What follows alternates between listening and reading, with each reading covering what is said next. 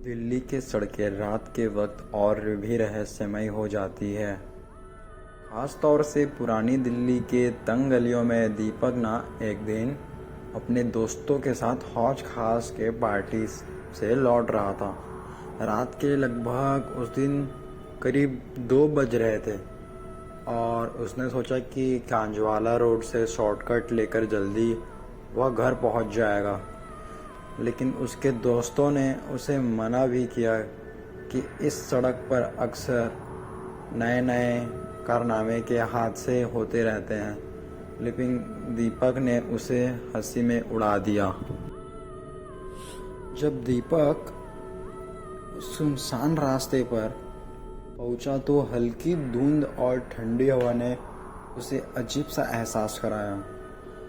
उसने गाड़ी की स्पीड बढ़ाई और अपने मोबाइल पर गाने लगा दिया ताकि उसका ध्यान भटक सके। लेकिन तभी उसे अपनी गाड़ी के पीछे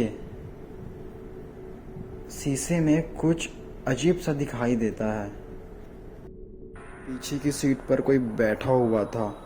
दीपक के सांसें थम सी गई। उसने तुरंत पीछे मुड़कर देखा पर वहाँ कोई नहीं था। उसने इसे अपना भ्रम समझकर दोबारा ध्यान नहीं दिया। कुछ ही मिनट बाद उसने देखा कि सड़क के किनारे एक लड़की खड़ी थी, सफ़ेद साड़ी पहने और बाल खुले हुए। वो लड़की घबराई सी नज़र आ रही थी। दीपक ने सोचा कि इतनी रात को लड़की इस सुनसान रास्ते पर कैसे हो सकती है, और वो भी अकेले। उसने अपनी गाड़ी धीमी की और उसके पास जाकर पूछा, तुम्हें मदद चाहिए? लड़की ने धीरे से उसकी ओर देखा और उसकी आंखों में डर और दर्द था। उसने बस कहा, भाई मुझे घर छोड़ दो। दीपक ने मान लिया और उसे कार में बैठा लिया।